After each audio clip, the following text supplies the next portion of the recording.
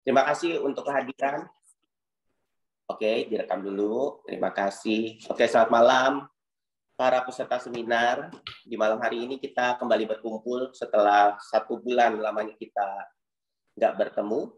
Hari ini tema yang sangat penting yang akan kita bawakan bersama narasumber yang nggak kalah kerennya ya. Begitu saya tahu Bu Dewi ini ya, saya langsung bingung. Wih, hebat ya Mami Leo nih bisa mengundang Bu Dewi ya. Nantikan lagi nanti ya setelah ini siapa kejutan-kejutannya ya.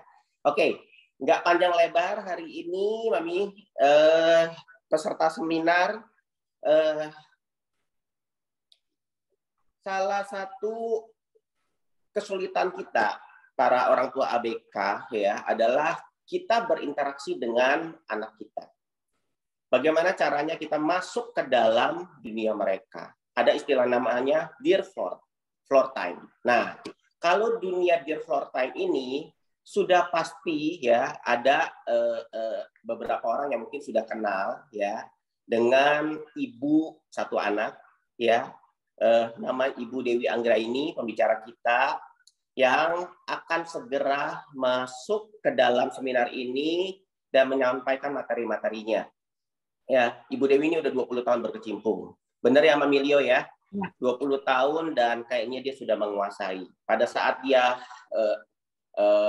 Mami Leo pernah cerita sama saya, pada saat dia datang, dia ketemu dengan Leo, dia begitu,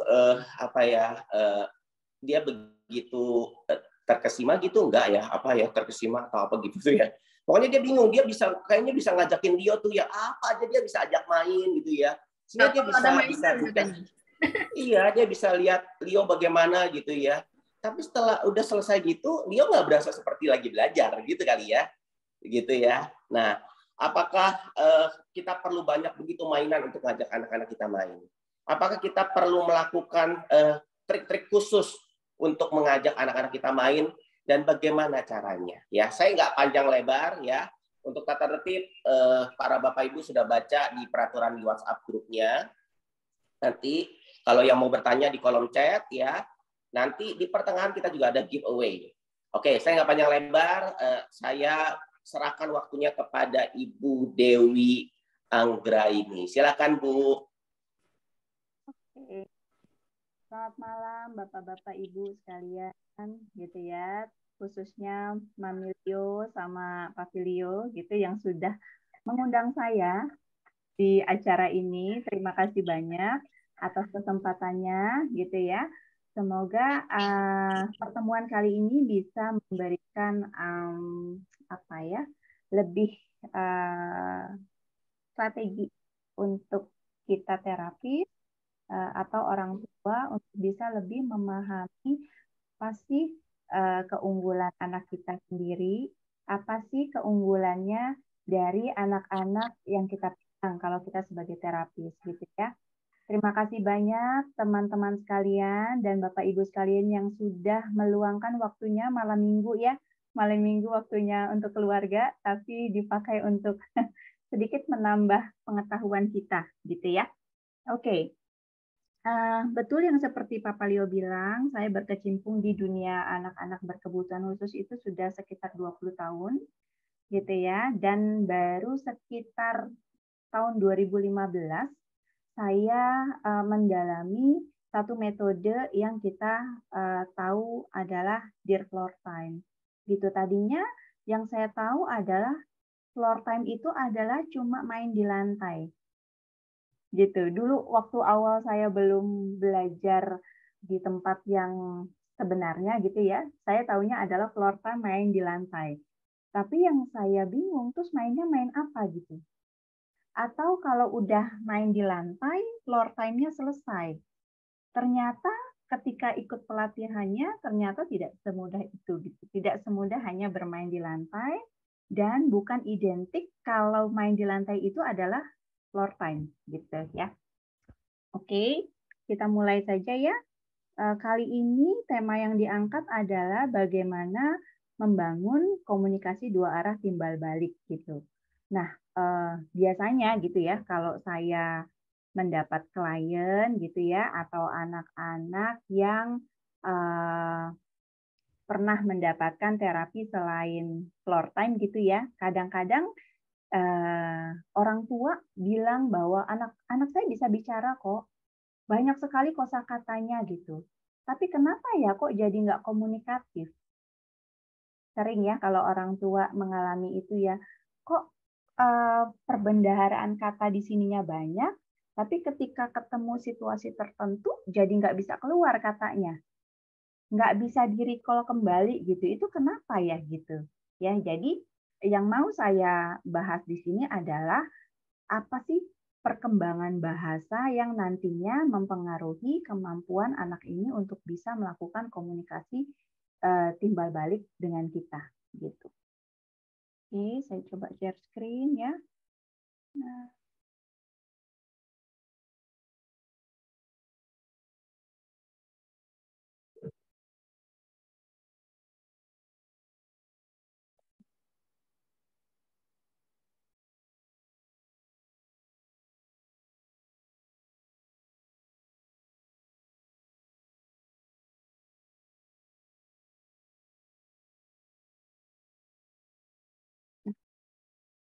kita mulai ya.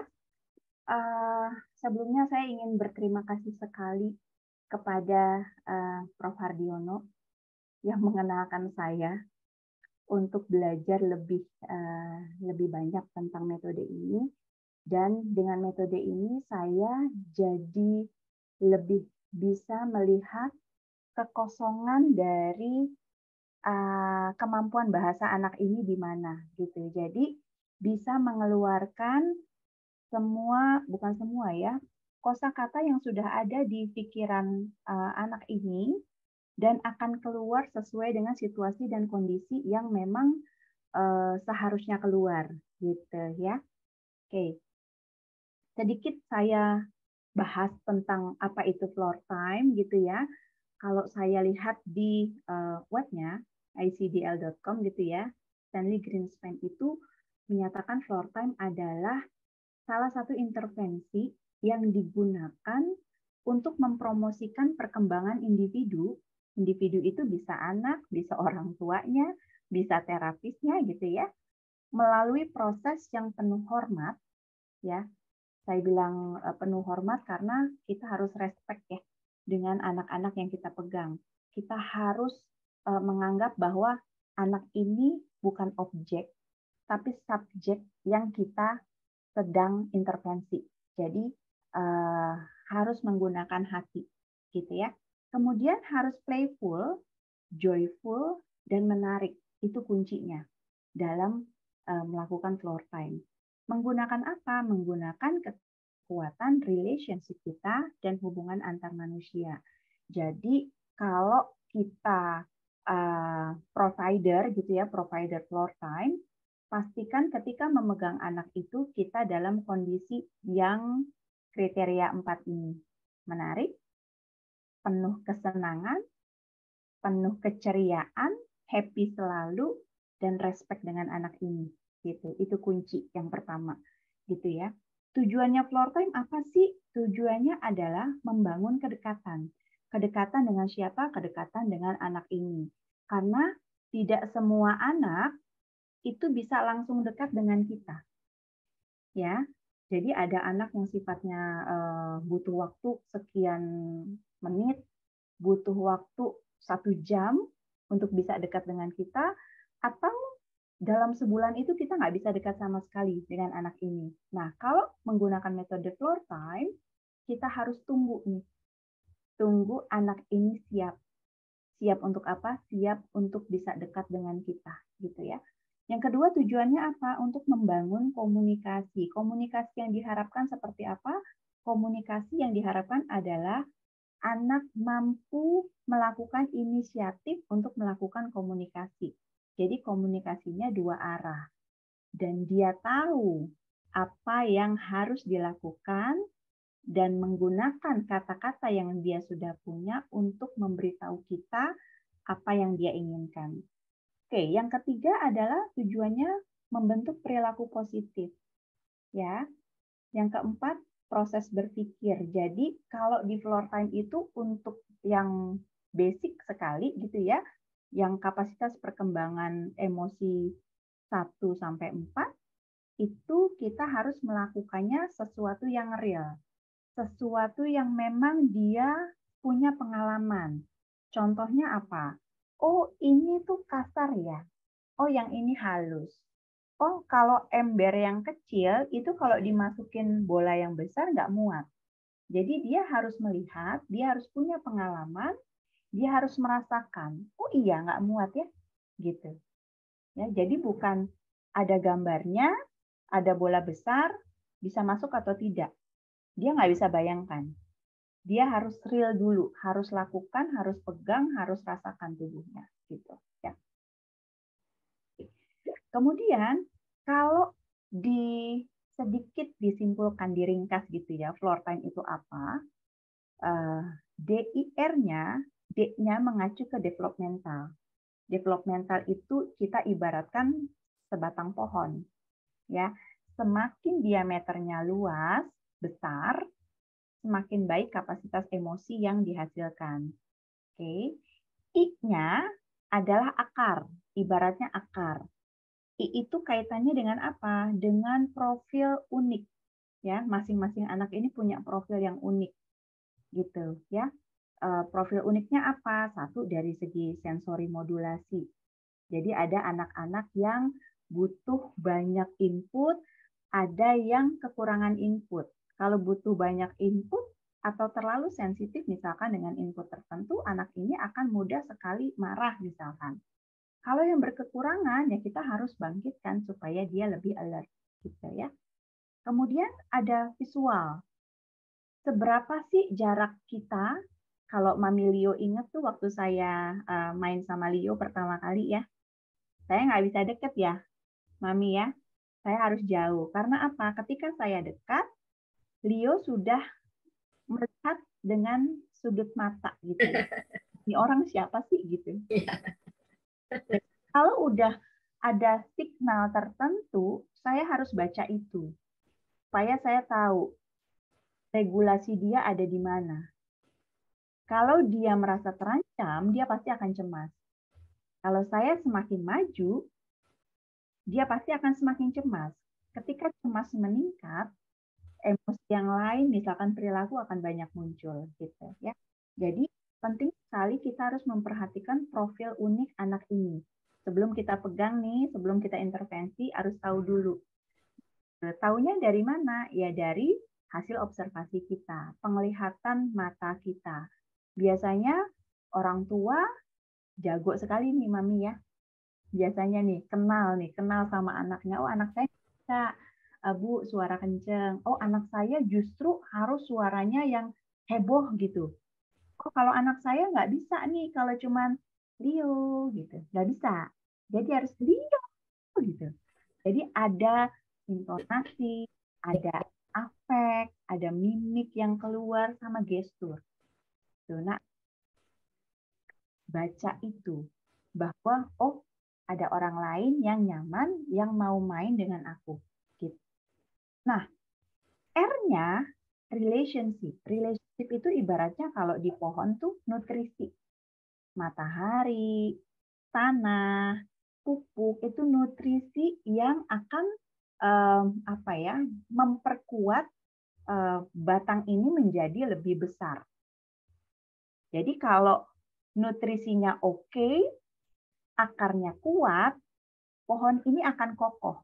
Jadi kalau diibaratkan anak ini kalau emosinya stabil, mau ada stresor, kesusahan tertentu saat lagi belajar, dia akan tetap stabil. Ya, gitu. Itu harapannya. Gitu. Ketika relationship kita pas dan tahu individual difference-nya, perbedaan unik masing-masing anak ini, kita jadi paham bagaimana sih cara berkomunikasi dengan anak ini. Biasanya anak-anak ini akan memberikan signal atau clue gitu. Oh, kalau misalkan Tante Dewi liatin Leo ngelirik berarti saya harus stop. Saya nggak bisa ngeliatin Leo. Terus saya harus info Mami. Mami, saya nggak bisa ke Leo dulu, jadi saya bicaranya sama mami dulu. Dan respeknya di mana? Respeknya, Leo, maaf ya, Tante Dewi tanya Leo dulu ke mami. Itu respeknya saya terhadap Leo. Walaupun Leo belum terima saya harus respect itu. Saya harus hormati keinginan dia bahwa Tante Dewi saat ini belum boleh untuk dekat dengan saya. Gitu. Itu respeknya saya. Oke. Nah, komunikasi. Kalau kita bicara komunikasi, kita ada di fase perkembangan emosi yang ketiga. Ya, ada two-way purposeful communication. 6 item ini adalah batang pohon tadi. Jadi kapasitas emosi kita. Ya. Komunikasi ada di area ketiga, komunikasi dua arah. Ya, tentunya untuk mencapai area ketiga ini, area 1 dan 2-nya harus oke dulu. Area 1 apa? Regulasi. Bahwa anak ini harus tenang dulu. Anak ini harus bisa tenang, tidak mencari input yang berlebihan atau tidak kekurangan input. Makanya kita harus tahu profilnya. Kalau anak ini banyak gerak gitu ya, kalau terapis biasanya bilangnya seeking proprio gitu ya. Banyak gerak, ya penuhi dulu kebutuhannya. Gitu. Ketika kebutuhannya terpenuhi, otak memberi informasi bahwa cukup, udah kenyang. Kalau udah kenyang, ini loh ada orang di depanmu. Gitu. Kalau udah pay attention, baru naik ke tahap selanjutnya, engagement. Nah, tahap engagement ini yang agak sulit. Karena apa? Engagement, rasa percaya, rasa falling in love, mainannya hati. Jadi kalau kita sebagai terapis atau orang tua sedang tidak mau bermain, dalam tanda kutip, ya, tidak mau itu karena lelah, kurang tidur, capek, itu akan berefek ke mimik wajah. Gitu, misalkan ya, Mami Leo lagi capek gitu. Saya pakai Leo nggak apa-apa ya, Bu? Iya, silakan. Jadi yang biasanya, misalkan Mami panggil, Leo, sayang, gitu ya. Ini senyum, ininya ngernyit, gitu ya. Karena Mami capek, Leo, ayo dong, Leo. Beda ya, mata saya nggak ngernyit, tapi ini coba senyum. Dan Leo tahu itu. Maka kedekatan yang seharusnya terjadi, jadinya nggak terjadi. Gitu. Karena tahu nih, oh mamiku bukan yang biasa. Karena pasti kalau main, nggak ada kesenangan di situ. Kuncinya ada senang. Kalau senang, tarik, aku akan falling in love. Kalau falling in love, mataku akan berbinar. Gitu. Dia akan punya internal motivasi bahwa main dengan mamiku adalah sesuatu hal yang menyenangkan dan aku tunggu-tunggu. Baru setelah itu, ketika dia punya kesenangan, baru bisa dilakukan komunikasi. Dia kasih tahu ini, dia kasih tahu ini, dia bersuara misalkan, mami mobil misalkan, oh berarti dia butuh sesuatu yang ingin dimainkan. Baru disitulah kita bisa melakukan komunikasi dua arah, timbal balik. Gitu. Oke. Kalau kita bicara tentang komunikasi, kita harus paham terlebih dahulu tentang perkembangan bahasa. Ya, kalau menurut Stuart Shanker dan Stanley Greenspan, bahasa itu adalah satu proses. Ya. Bu Dewi, saya potong sedikit. Ada beberapa orang tua mengatakan suara ibu agak kecil. Ya. Ada yang Bentar mengatakan biasa, tapi ada yang mengatakan kecil, ada yang mengatakan jauh. Terlalu kecil ya? Bentar ya. Kecil katanya, jadi ada yang harus pakai earphone. Jadi, nah ada yang bilang jelas, ada yang bilang kecil. Sekarang cukup? Nah, itu kencang tuh. Oke. Berarti mikrofonnya terlalu jauh dari saya. Oke. Cukup ya segini ya? Cukup. Ya, oke. Nah, saya lanjut ya, Bu. Kalau kita mau bicara tentang komunikasi, kita harus tahu dulu perkembangan bahasa. Ya, bahasa itu kalau menurut Stuart Shanker dan Stanley Greenspan, bahasa adalah proses perkembangan yang melibatkan kerjasama antara nature, alaminya anak-anak ini, dan nurture. Jadi ada pola pengasuhan yang kita berikan ke anak ini. Oke.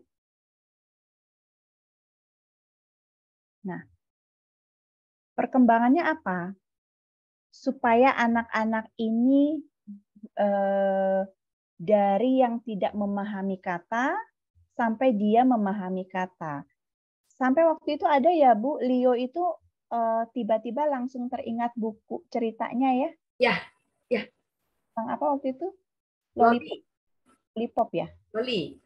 Ya. Lollipop. Padahal lagi main yang lain. Gitu. Jadi kata itu keluar pas situasinya memang memungkinkan gitu dan situasinya pas gitu ya. Oke. Yang pertama perkembangan bahasa itu adalah dari suara yang bermakna. Jadi kalau ada anak-anak yang cuma mengeluarkan suara dan suaranya itu akan menjadi berbeda, nah orang tua harus lebih aware. Contohnya adalah bayi. Bayi menangis saja. Menangis itu berbeda-beda suaranya, iya enggak? Nangis lapar, nangis haus, nangis ngantuk, nangis diapersnya sudah basah atau pup gitu ya, itu akan berbeda. Nah, orang tua biasanya akan lebih aware bahwa suara itu berbeda. Suara yang berbeda itu menunjukkan sesuatu informasi. Gitu.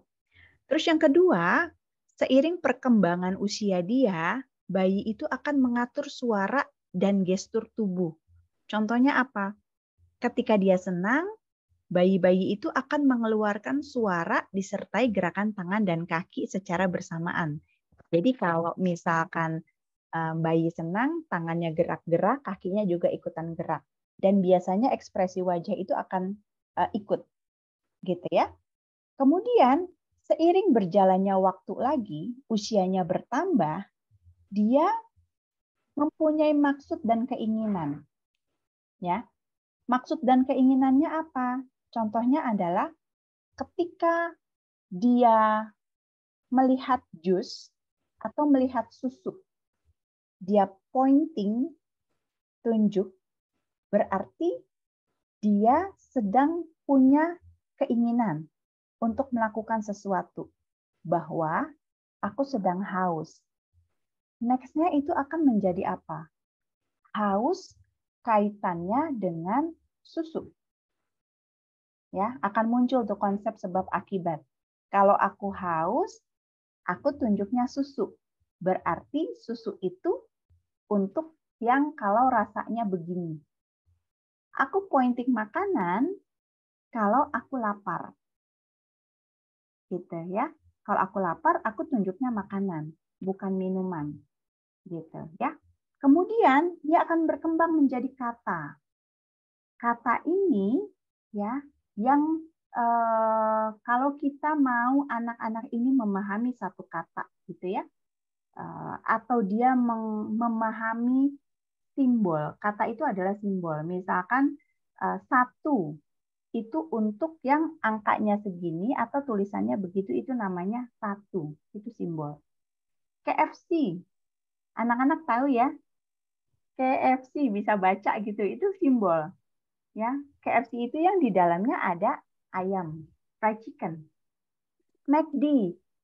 Mereka bisa baca karena itu simbol. Gitu ya. Nah, simbol itu yang disebut nantinya freestanding image adalah McD itu di dalamnya ada goreng, ada ayam goreng, ada Coca-Cola, ada burgernya, gitu ya. Ada Happy Meal, itu McD. Itu image-nya McD. Sama kayak kata mama adalah satu orang yang banyak merintah misalkan. Ya. nyuruh-nyuruh misalkan, suka marah-marah misalkan, itu image-nya. Tuh, jadi kenapa kadang-kadang kok anak saya nggak mau ya panggil mama padahal dia bisa. Dia tahu katanya tapi dia tidak mau ucapkan. Karena apa? Dia punya image di kepala. Bahwa, oh mama ini adalah mungkin orang yang tidak menyenangkan buat aku. Jadi aku tidak mau mengeluarkan. Padahal aku mampu. Gitu. Jadi sebisa mungkin ketika floor time atau apapun jenis terapinya, buatlah image yang positif untuk dia. Bahwa bola gym itu tidak menakutkan. Bola gym itu bisa untuk goyang-goyang kanan kiri, bisa maju-maju gitu, ya. Jadi dia tidak merasa takut atau tidak merasa nyaman. Kemudian dari simbol tadi, kata tadi, dia punya image, kita punya intonasi suara, dia jadi tahu arti dari kata tersebut. Mau, oh kata mau itu kalau aku bisa dapat lagi sesuatu. Mau, oh kalau mau berarti mami akan nawarin sesuatu. Ketika mami bilang mau, mukanya senyum, berarti ada kesenangan di situ. Dia mungkin akan mengulang kata mau, gitu ya. Jadi anak ini jadi tahu arti dari kata tersebut. Dan itu harus dilakukan dengan fun, menyenangkan ya. Oke. Kalau kita bicara komunikasi, ya bahasanya sudah, bahasa ini akan dipakai untuk komunikasi. Nah, komunikasi itu apa? Mampu bertukar informasi tidak hanya secara verbal dengan ucapan dan nada suara, tapi juga secara nonverbal melalui gerak tubuh. Kalau misalkan mami mau susu, mami bisa. Dia harus tahu tuh artinya. Oh, itu nggak boleh. Tapi kalau mami sambil ketawa, oh ini mungkin boleh nih, gitu. Atau kayak tadi contohnya, kalau Leo udah ngelirik saya dari jauh, terus cari selimut ya mami ya, ambil selimut, dia udah deketin maminya, ambil selimut, itu berarti dia cemas tinggi, berarti saya nggak boleh dekat. Kalau saya semakin dekat, dia akan lebih panik lagi. Mungkin akan ngocehnya jadi banyak, ngoceh di luar konteks ya. Gitu. Suaranya akan jadi semakin tinggi. Itu yang harus kita baca ketika berkomunikasi dengan anak-anak. Oke. Nah, bagaimana caranya supaya kita mampu membangun komunikasi timbal balik? Yang pertama, paling utama adalah ikuti kesenangan anak. Ya, kesenangan anak itu kenapa sih penting banget? Karena itu gerbang pembuka kita bisa masuk. Ya, gerbang pembuka kayak pintu dibuka, ayo welcome, silakan masuk, aku suka lo sama ini gitu. Ikuti kesenangan anak, karena di situ dia akan bisa menerima kita. Oke. Yang kedua, sesuaikan gestur, intonasi suara, dan ekspresi wajah. Kalau sama Leo, mungkin ekspresinya segitu. Tapi untuk anak-anak yang istilahnya low arousal, ya, anak-anak yang boboan gitu ya, anak-anak yang seperti mager gitu ya. Kalau kita terapis bilangnya low arousal gitu, kita harus lebih heboh. Ready. Suaranya akan naik tuh. Set. Naik lagi. Go. Kalau kita biasa aja dia makin mager gitu. Ya, jadi untuk jadi terapis atau untuk jadi orang tua, kita harus tahu gesturnya seberapa, intonasi suaranya seberapa, ekspresi wajahnya seberapa. Gitu ya. Kemudian untuk bisa melakukan komunikasi timbal balik, respon apapun yang dilakukan anak. Misalkan dia bukan lempar, dia kasih kita foam misalkan. Wah, mau main foam? Misalkan dia jawab, haha, oh, gimana mainnya. Ya, dia bisa paham, padahal belum. Ketika kita bilang di mana, oh di sana, mau di karpet atau dinding, oh di karpet, anggap aja iya. Jadi yang dimau adalah respon apapun yang dilakukan anak dan kata yang kita pakai atau suara yang kita keluarkan itu bergiliran. Saya bersuara, dia diam, dia bersuara, saya diam. Disitulah konsep pertama untuk timbal balik. Bahwa satu mendengar, satu berbicara. Satu berbicara, satu mendengar. Gitu ya. Kemudian kombinasikan kata, aksi, dan afek. Kenyang sambil pegang perut. Enak. Oh, enak itu yang rasanya begitu loh. Yang rasanya gurih-gurih, asin gitu enak misalkan. Oh, susu itu enak gitu. Atau kalau jatuh, aduh. Oh, sakit itu mukanya harus begitu, bukan ketawa. Gitu ya. Kemudian gunakan kata sederhana atau kalimat pendek saja, jangan yang panjang-panjang. Misalkan, aduh Leo tadi jatuh ya, jatuhnya di mana? Sakit nggak? Susah, nirunya susah. Ya, susah ya Bu, gitu ya. Mungkin yang kedengeran sakit ya, belakangnya doang gitu. Jadi kadang nirunya cuma belakang gitu. Karena apa? Dia belum siap. Belum siap untuk menerima kemampuan bahasa dia, belum siap untuk yang terlalu panjang. Jadi mungkin jatuh, sakit, tadi kena meja ya, sakit. Lututnya yang sakit. Gitu. Sambil dikasih tahu bahwa lututnya sakit karena jatuh. Gitu ya. Ini hal simpel yang bisa sedikit membangun komunikasi timbal balik ke anak. Gitu. Kuncinya apalagi sih untuk bisa komunikasi dengan baik dengan anak-anak? Kuncinya adalah kesediaan kita. Ya, belum tentu semua orang tua atau semua terapis bersedia ya melibatkan anak dalam percakapan yang panjang. Kadang-kadang kalau anaknya udah verbal terus bawel gitu ya, jadinya nanya mulu. Ih, udah dong, berisik ah. Padahal lagi seru. Ini apa Mami? Mobil. Mobilnya mobil apa Mami? Mobil warna biru. Biru yang mana Mami? Yang ini. Itu biasanya kadang-kadang orang tua yang regulasinya lagi sedang tidak baik, biasanya aduh nanya mulu gitu. Ya. Jadi kuncinya untuk kita bisa mengembangkan komunikasi dengan anak-anak adalah kesediaan kita terlebih dahulu untuk melibatkan dia dalam percakapan yang panjang. Dan kita tidak memikirkan yang lain. Ya ya Bu ya. Kalau kita mikirin yang lain, fokusnya jadi terpecah. Ya, kalau terpecah, nanti dia semakin tanyanya kompleks, udah males mikir. Aduh, gitu ya. Jadinya nada kita akan berubah. Mimik kita akan berubah. Udah, yang itu aja gitu ya. Udah gitu ngernyit gitu kan. Oh, berarti mamaku lagi nggak suka gitu ya. Oke, paling sekilas itu aja Bu yang bisa saya sampaikan gitu ya.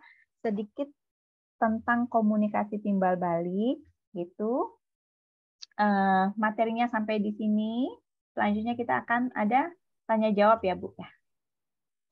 Ya, ya Bu Dewi. Ya. Pak. Terima kasih. Materinya Sama-sama Bapak. komplit ya. Saya dengerin aja, saya udah berasa seperti diajarin. Makasih Pak. Gitu ya. Jadi buat teman-teman para peserta seminar, Bapak Ibu ya, kalau mau bertanya boleh di kolom chat. Nantinya akan bertanyakan kepada Bu Dewi nanti Mami Leo. Gitu ya. Nah, silakan di kolom chat boleh chat pertanyaannya apa aja. Tapi sebelum kita masuk, nanti Mami Leo akan membacakan pertanyaan, lalu Bu Dewi jawab, Bu.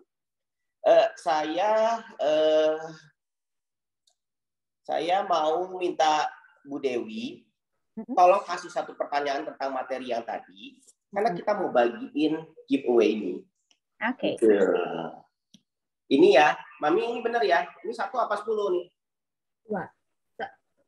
2. Sekarang 1 dulu. Oh, oke. Ini ya, Bu Dewi boleh dibantu pertanyaannya. Oke. Sebelumnya kita kasih tata tertib dulu ya. Pertanyaannya nanti setelah Bu Dewi sebutkan pertanyaannya, teman-teman, Bapak Ibu ya boleh raise hand dulu. Ya, raise hand. Nanti Mami Leo akan sebut namanya, open mic. Kalau tidak keberatan boleh open videonya, lalu baru menjawab pertanyaannya. Kalau open video, nggak open video juga boleh ya. Boleh ya, Bu? Iya. Boleh. Boleh ya. Boleh, Oke boleh. ya. Siap-siap pertanyaannya. Jangan lupa raise hand-nya ya. Ini pertanyaannya dari Bu Dewi. Silakan Ibu. Oke. Syarat apa sih kalau kita mau melakukan intervensi ke anak kita? Kalau untuk floor time ya, syarat utamanya apa? Aduh, ini siapa nih tadi nih? Anjeli Riki. Halo, malam. Malam, Bu. Aku baru join sih, tapi tadi agak denger dikit. Masuk ke dalam apa yang dia suka. Ya. Terus apa lagi, Bu? Masuk apa yang dia suka. Lagi diulang, ayo. Sebentar ya. Aku lagi mencoba mengingat-ingat ya. Ikuti kesenangan anak, iya kan ya? Ya, betul. Terus kita menyamakan gestur, intonasi suara, dan ekspresi wajah kita. Yang paling prinsipnya lagi, Bu, apa, Bu? Harus apa kalau kita mau floor time? Kita mengikuti interest-nya dia. Betul. Terus? Dan kemudian gunakan kata-kata yang sederhana. Itu untuk komunikasi. Oh, itu untuk. dan kemudian apa kalau lagi untuk ya? Tipnya floor time sendiri apa, Bu? Aduh, gampang banget sebenarnya. Ini harus kita harus ada di dalam, maksudnya harus fokus dengan apa yang, maksudnya fokus dengan anak tanpa harus distraksi apapun. Aduh. Oke. Bu Dewi, gimana Bu?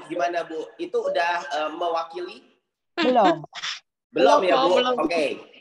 Mami Leo bisa ke orang kedua yang resen? Sorry ya Bu. Ya. Nggak apa-apa. Aku baru join juga. Biasa yang lama itu yang di atas ya? Oh iya, yang pertama yang di atas. Ibu Ajeng Ayunda. Ibu Ajeng, halo. Hai, Bu Ajeng.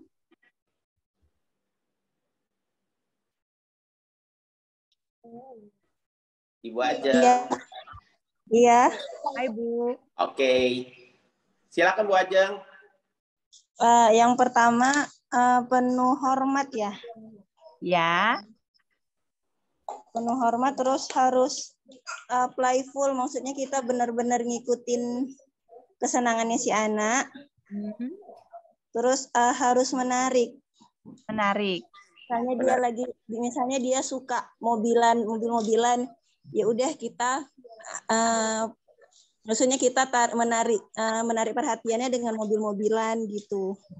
Oke. Bisa lah ya, Pak, bisa lah ya. Hormat ya, harus hormat, betul. Playful ya, dan menarik ya. Boleh lah.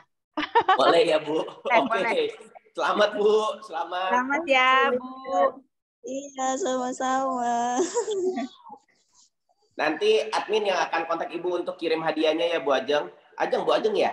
Betul ya? Ajeng Ayunda. Iya. Oke ya. Oke, Ibu Bu Dewi mau minum dulu sebentar sambil nanti Mami Leo sebutin pertanyaannya satu persatu. Iya. Ya. Mami Leo udah ready dengan pertanyaannya, Mami Leo? Oke, boleh. Saya dari paling atas ya. Kalau ada pertanyaan yang sama, saya lewatkan ya. Pertanyaan dari Pak Hans. Bagaimana cara-cara untuk memancing anak supaya bisa berbahasa? Oke. Cara memancing anak untuk bisa berbahasa. Yang pertama harus dilihat, Pak. Itu aja ya, Bu, pertanyaannya? Iya. Pak siapa, Bu, tadi? Hans. Pak Hans. Pak Hans boleh open mic nggak? Pak Hans. Boleh, boleh. Oke, Pak Hans, selamat malam. Selamat malam. Ya, maksudnya gimana, Pak? Memunculkan untuk berbahasa gimana? Saat ini anaknya udah sampai mana? Anaknya hanya babbling. Babbling. Tidak jelas gitu. Ya, babblingnya bermakna nggak, Pak? Kebanyakan tidak bermakna. Oke. Hanya beberapa kali hanya ninum waktu minum. Ya, berarti sudah mulai menyerupai kata ya, Pak? Iya. Dan dia tahu ya kalau ninum itu untuk minum. Ya. Tapi hanya satu kali. Sekali aja. Iya. Ketepatan tidak konsisten gitu. Konsisten, baik. Berarti kalau kayak gitu, Pak, setiap yang anaknya lakukan, misalkan ya, sedang minum, Bapak bisa gunakan yang tadi, word, action, affect. Minum. Nah. Mimi gak pernah cari mami.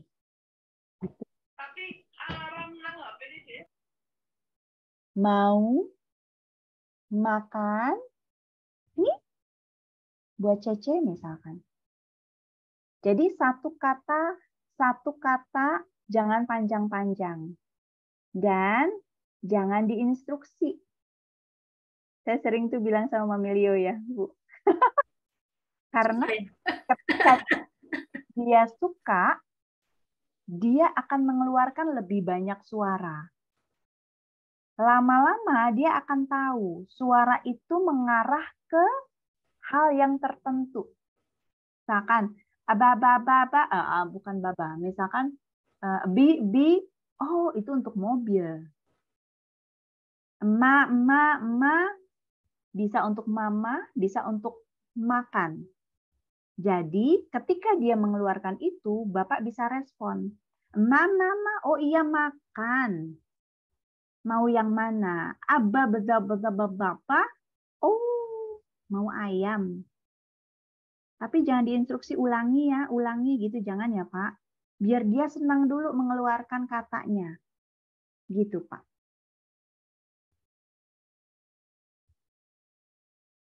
Maaf Bu, jangan diinstruksi ulangi, maksudnya gimana? Biasanya kalau orang tua nih Pak, terapis juga kadang ada. Saking senengnya Pak, karena dia bisa bilang minum gitu ya, coba bilang lagi gitu. Dia pasti nggak mau. Betul banget. Ya, kalau sekali bisa, kemungkinan besoknya akan bisa lagi. Tapi jangan disuruh. Coba ulang. Apa tadi? Minum. Coba. Ah, pasti nggak mau. Ya. Karena dia tahu itu bagaikan ujian gitu. Ya, jadi ketika dia senang, dia akan mengeluarkan suara-suara yang nantinya akan bermakna dan menyerupai kata. Gitu Pak Hans. Oh ya, baik Bu, terima kasih. Jadi enggak usah dipancing-pancing, enggak usah ditanya-tanya, tambah enggak keluar ya Bu. Tambah enggak keluar.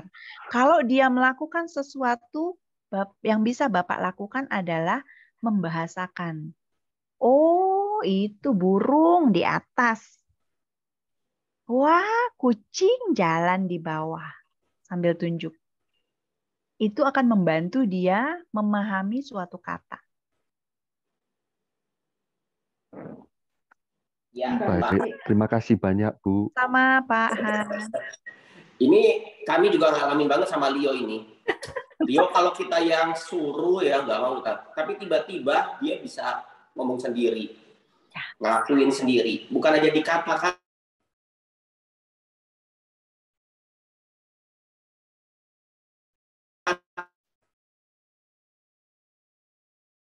Halo.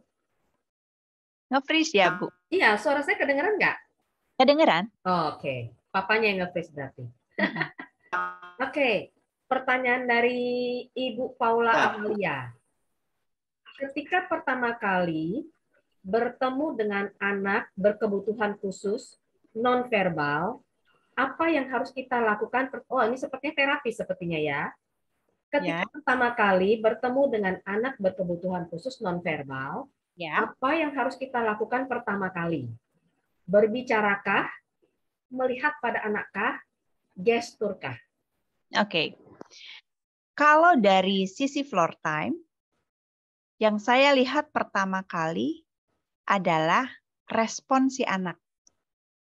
Saya datang, di hadapannya, respon dia apa? Ya, kalau seandainya dia, contohnya Leo aja gitu ya, Leo, misalkan Leo gitu ya. Ketika saya datang, dia deket ke mami, terus dia ambil selimut, dia menginformasikan ke saya jangan deket-deket. Betul. Berarti yang harus saya lakukan adalah jangan bergerak maju.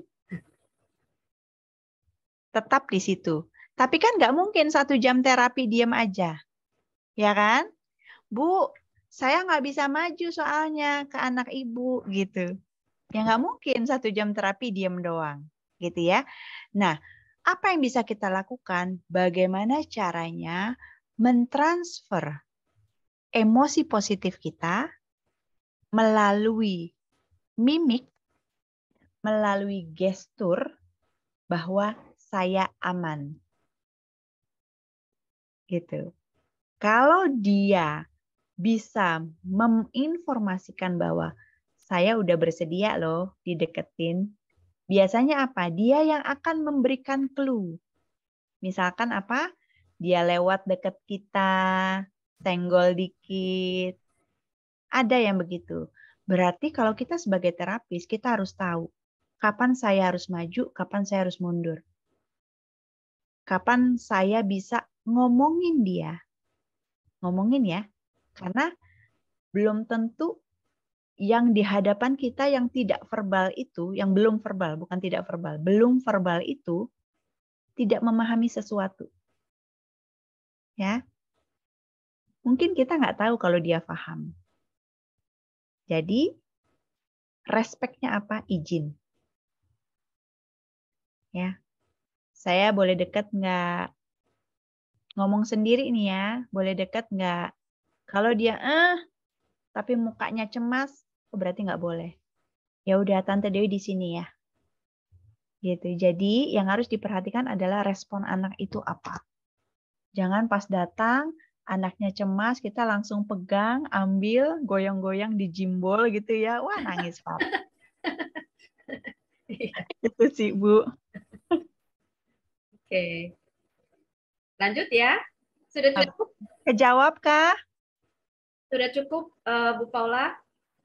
Bu Paula. Terima kasih Bu Dewi buat Sama-sama. informasinya. Sama-sama. Saya lanjut ya. Ibu Nita Rininta.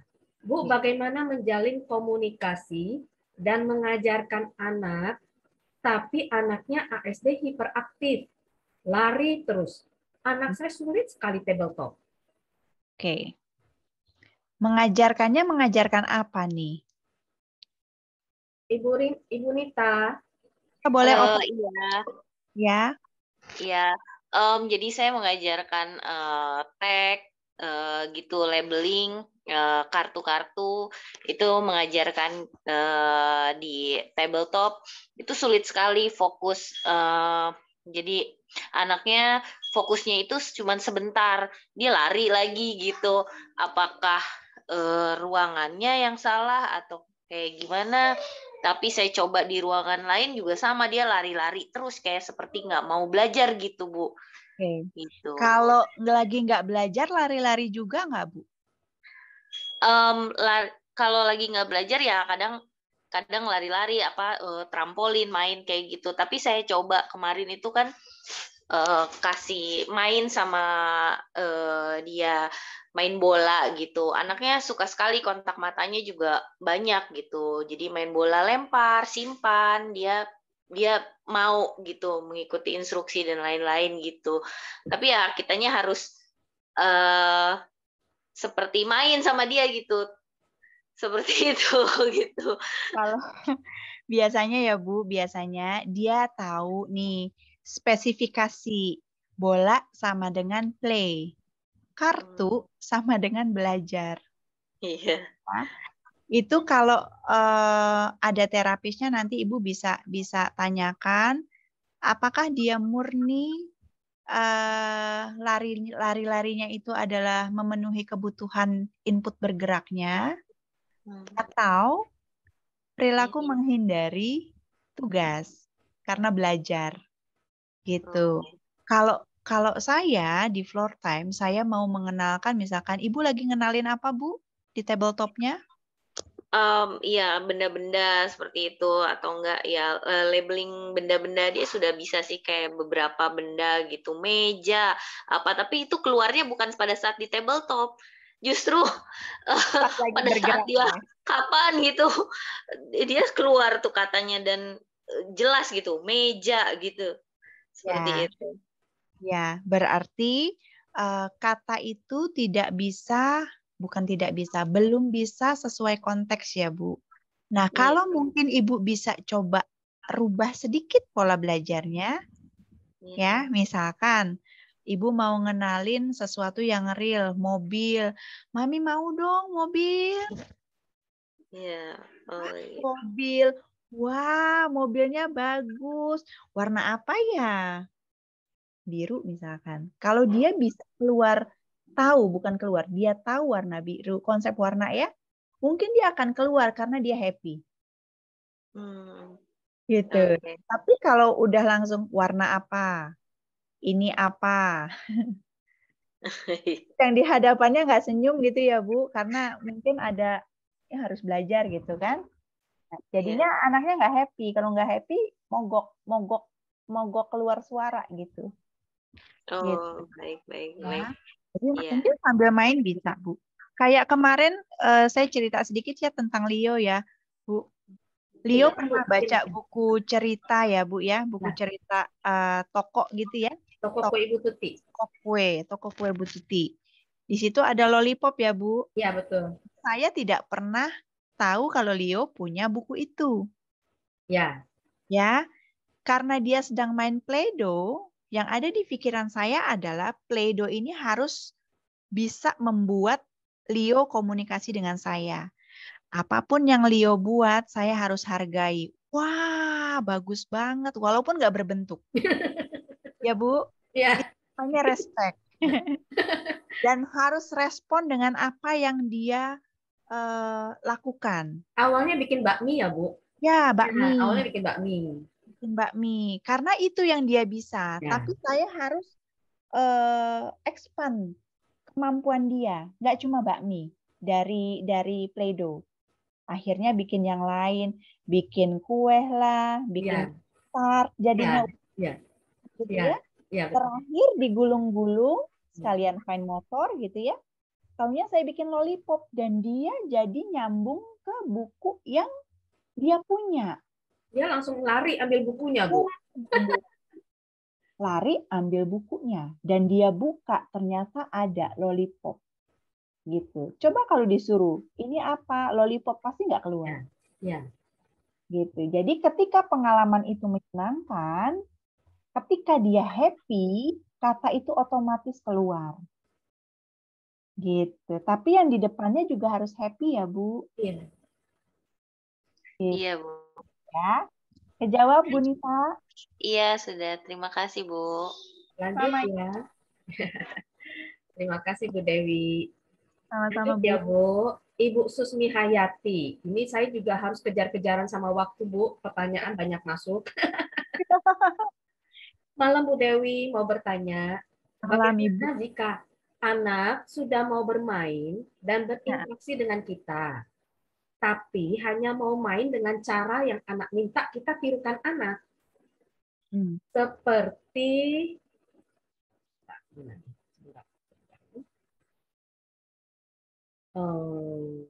seperti mempraktekkan siul, atau bernyanyi. Contohnya anak meminta kita untuk bersiul. Dan jika kita balik meminta anak melakukan hal yang sama, anak juga mau untuk melakukannya. Tapi jika menggunakan mainan, anak kurang mau, Bu. Jadi ini mungkin mindsetnya namanya floor time itu mungkin butuh mainan kali Bu maksudnya. Ya, kalau floor time, Bu, kadang-kadang kita tidak butuh mainan. Kadang-kadang ya. Dan mainan utama untuk anak-anak adalah sebenarnya kita. Sebagai terapisnya, sebagai orang tuanya gitu. Kenapa? Karena di tahap engagement, dia harus merasakan kesenangan bermain dengan benda hidup. Benda hidup itu tidak selamanya happy selalu.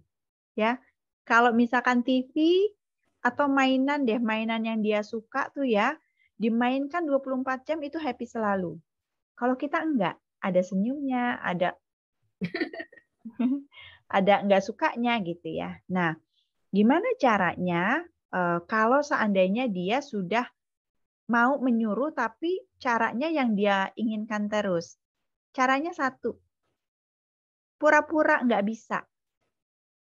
Misalkan sudah bersiul, misalkan siul. Terus kita pertama lakukan. Yang kedua dia lakukan. Dia minta lagi. Coba pura-pura salah. Supaya apa? Bukan ya? Aku coba lagi ya. Tapi yang lain salah lagi gitu. Mungkin dia akan, oh bukan. Gimana dong? Kasih tahu. Mami lupa. Jadi dia tahu kata lupa adalah kalau udah 2 kali nggak bisa. Oh itu namanya lupa. Nah, dia akan contohkan karena dia bisa. Gitu ceritanya, Bu. Kejawab nggak, Bu? Baik, Ibu. Terima kasih atas masukannya. Sama-sama, Bu. Bu Susmi ya. Bu Susmi Hayati. Masih di mute, Bu. Mami. Oke, Mami suaranya masih di mute. Maaf. Untuk dari Ibu Dewi Oktavia. Untuk komunikasi 2 arah, saya terkendala dengan anak yang cenderung ekolali. Bagaimana cara mengatasinya ya, Bu? Oke. Silakan. Kalau ekolali, biasanya kalau saya ya, kalau di klinik ada ekolali, saya tidak akan men-stop dia. Jadi, let it go aja. Misalkan mobil, ya ini mobil. Mau yang mana? Karena dia butuh semua informasi dan pengalaman yang banyak. Kenapa dia ekolali? Kadang-kadang dia tidak memahami pertanyaannya. Nah, itu fungsinya kita.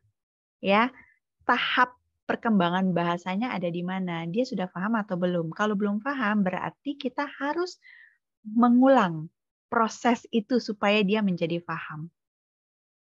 Gitu, Bu. Jadi banyak pengalaman yang harus dia rasakan, yang harus dia lakukan, dan disertai dengan kata yang sesuai dengan apa yang dia lakukan. Itu, Bu, untuk yang ekolali. Jadi maksudnya mungkin masih minim kali Bu ya. Betul. Pemahamannya masih minim ya. Betul. Pemahamannya biasanya masih minim. Cukup Ibu Dewi? Cukup. Cukup Bu, makasih Bu. Oh, Bu Dewinya sama. Namanya Bu Dewi juga. Bu Dewi juga namanya. Iya. Oke, saya lanjut ya Ibu Susi. Ibu Susi Alita. Anak saya ASD, tapi kalau hal sederhana yang Bu Dewi ungkapkan dia sudah bisa. Cuma ngobrolnya kayak kurang hidup karena belum bisa tanya. Kalau diajak ngobrol yang abstrak juga masih kurang. Kalau sesuatu yang real nampak udah bagus. Ini gimana ya membangun biar dia mau banyak bercerita, banyak mau bertanya dan bercerita. Oke. Kalau bertanya itu berarti kan dia harus punya minat, ya. Minat dengan topiknya, minat dengan apa yang mau dia tanyakan. Nah, permasalahannya dia minat atau tidak, Bu Susi, dengan topik yang sedang dibicarakan. Ibu boleh open mic ya? Biar Ya. dia minat. Ya, Bu, selamat malam. Suara saya terdengar? Terdengar, Bu.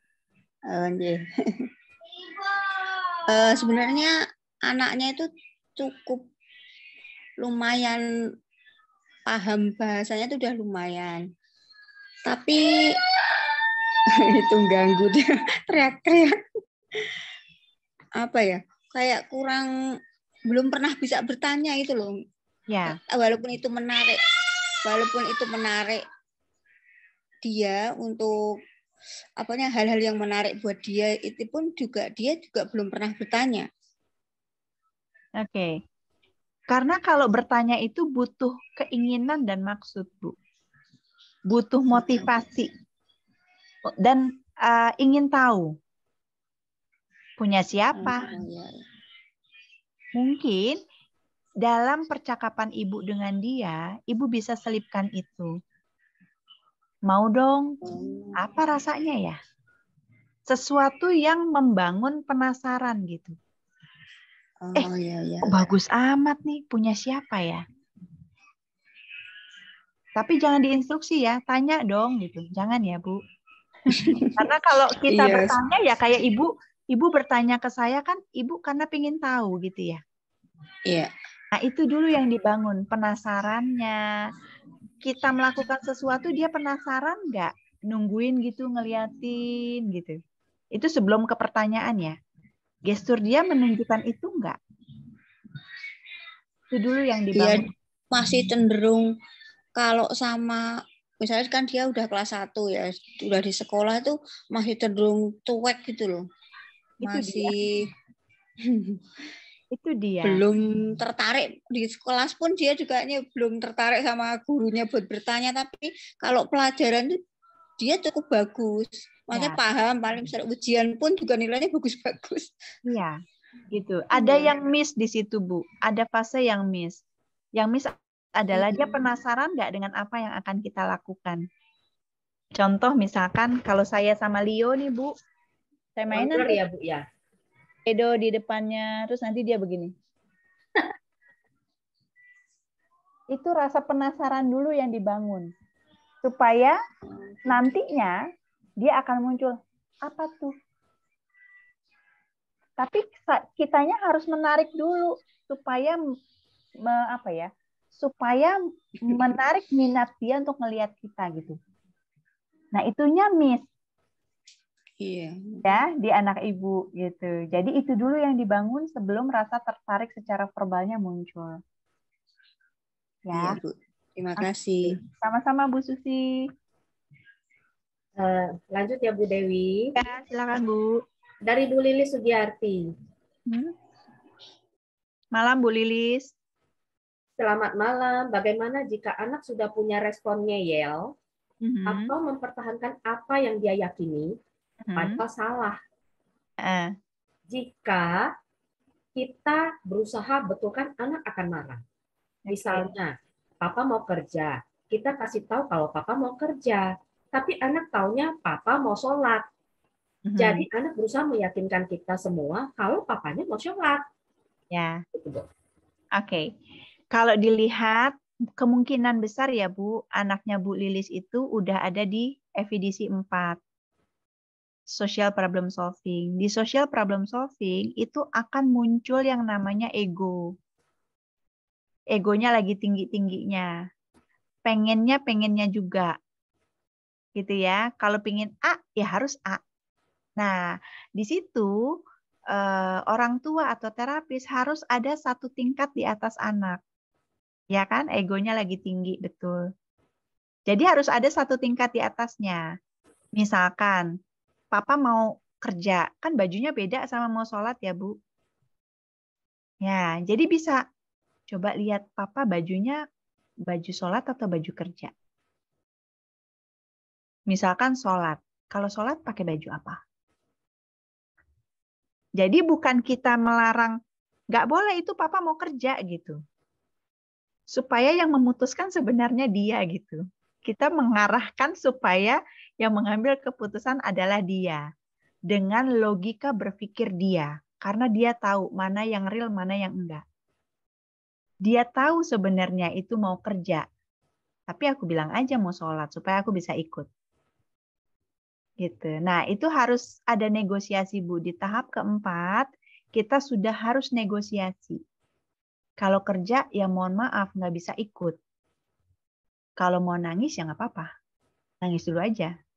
Kesel ya, sedih ya. Tapi memang kalau kerja nggak bisa ikut. Gitu. Tapi nadanya segitu aja ya. Bukan, nggak boleh. Itu kerja, nggak boleh. Bukan begitu.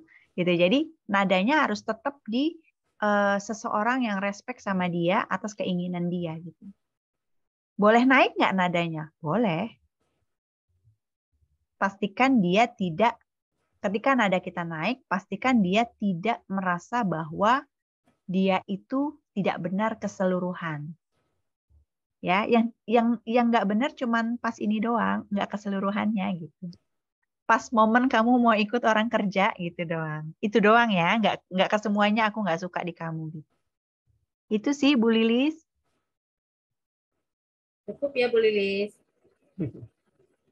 Lanjut ya ke Ibu Dian Sukmawati.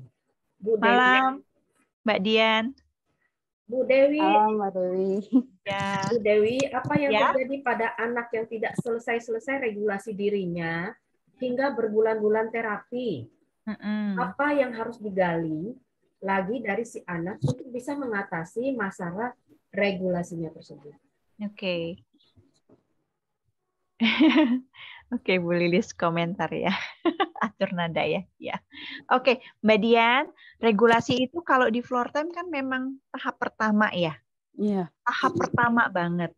Kalau kita tahap pertamanya istilahnya belum ketemu yang klik gitu ya, belum ketemu yang pas, dan regulasi itu terkait dengan problem sensori terutama gitu ya. Nah, itu pasti akan jadi kendala.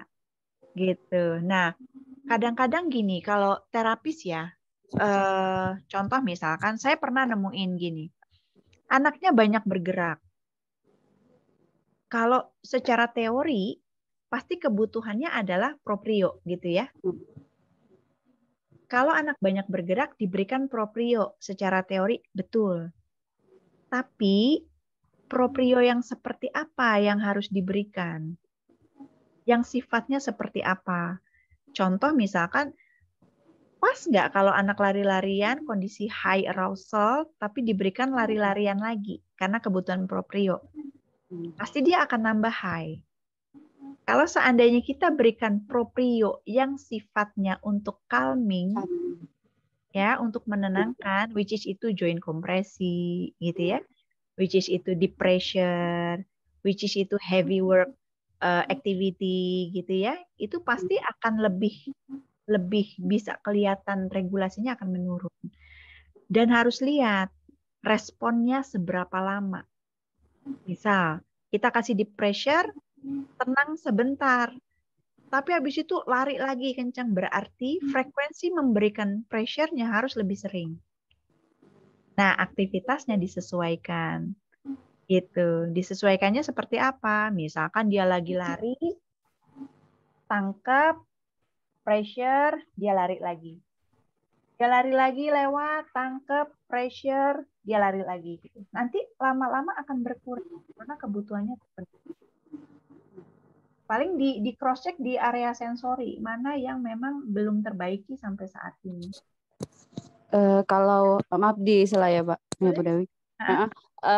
Yang Bu Dewi contohkan kan yang aktif ya. Nah, kalau ini nih yang nangis, full nangis, dan kita sama-sama sama orang tuanya tuh sampai bingung menggali ini problemnya di mana gitu ya. Benar-benar Nangis. tidak bisa dialihkan, dibujuk tidak bisa. Oke. Kalau pengalaman saya, Mbak Dian, biasanya anak-anak yang nangis full, nggak mau bergerak berarti ya? Iya, mendengar instruksi pun, baru dipanggil suaranya pun makin meledak dia. Wah. Berarti yang harus dilakukan adalah bangun engagement. 1, tidak ada instruksi. 2, yakinkan bahwa saya ada di sini bersama kamu itu tidak membahayakan kamu. Bahkan mungkin tatapan mata kita nggak bisa ke dia. Waktu saya dapat kasus seperti itu, saya pasti akan ngobrol dengan mamanya. Tapi mata samping saya ngelihat respon anak. Contoh misalkan, misalkan saya kasih contoh Leo ya, namanya Leo. Leo di rumah gimana, Ma? Gitu kan. Nanti akan kelihatan nangisnya berbeda.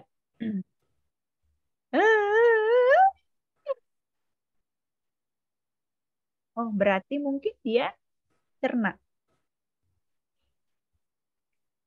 Kata yang mana yang dia cerna? Mana yang tidak? Maaf sebentar ya, Bu. Silakan, Bu.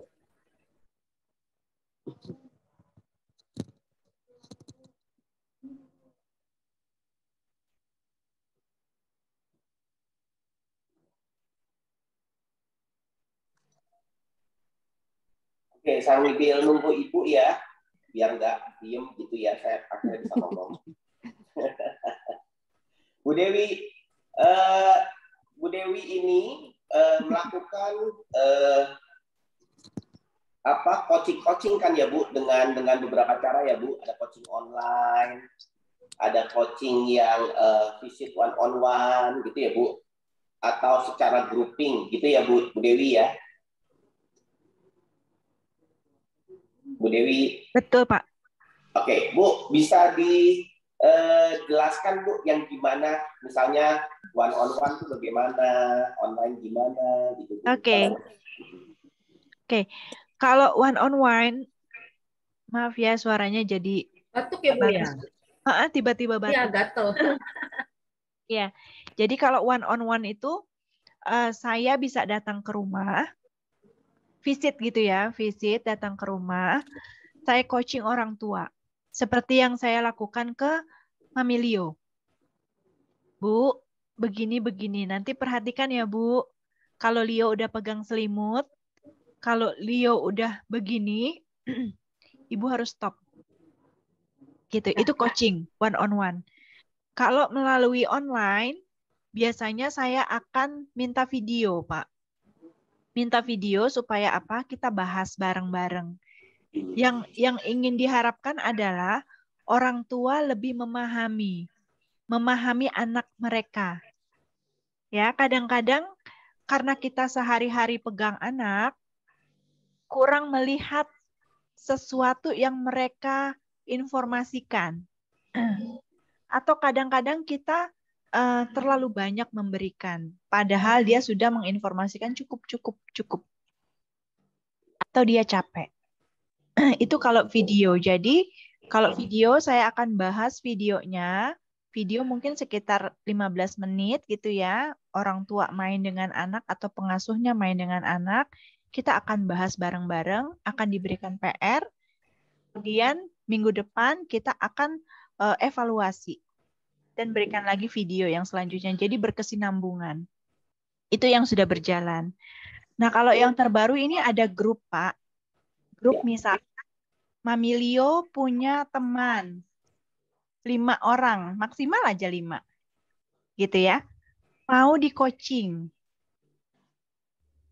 Tentukan satu tempatnya di mana saya bisa datang, saya bisa memberikan awareness kepada ibu-ibu yang mungkin kondisinya hampir sama.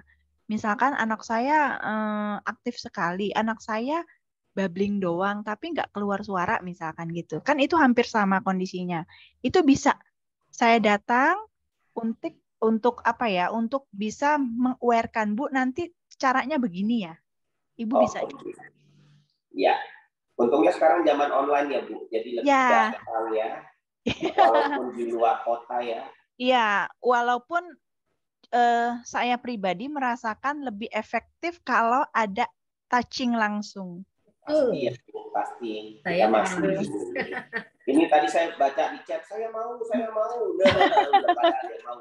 Nah, kalau ada yang mau, nanti bisa chat ke Mami Leo untuk nanti dikabari ke Bu Dewi ya.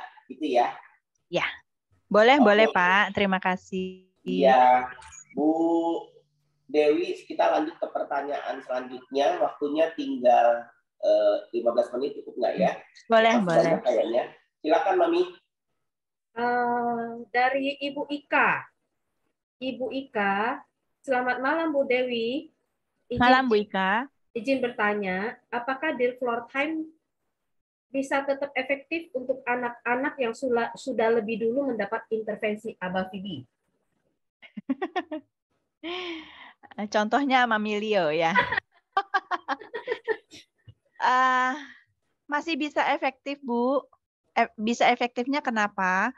Ketika saya pernah Mami Leo juga kan dapat Aba Fibi ya, gitu. Tapi dari beberapa video yang saya pernah lihat, ada beberapa yang miss untuk komunikasi.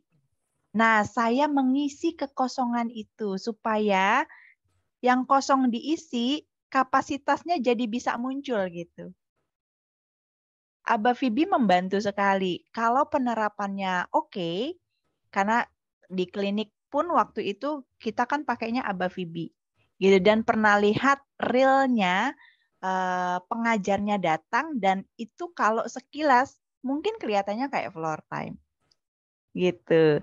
Tapi memang harus tahu detail tentang benda ini